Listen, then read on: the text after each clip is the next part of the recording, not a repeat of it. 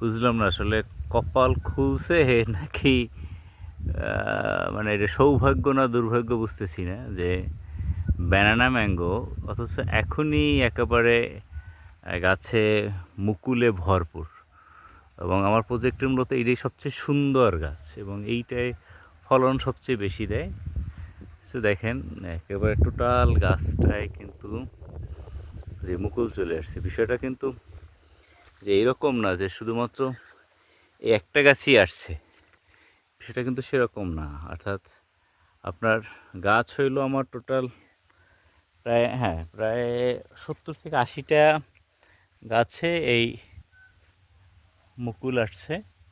এবং এখন কি মাস?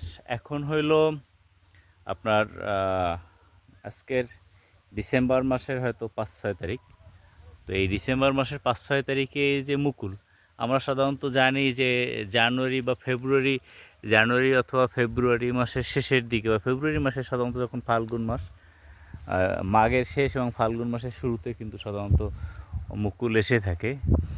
তো এটা এখনই আসছে, এটা কিন্তু বেশ এবং এই সময় যে আমটা আসবে সেটা কিন্তু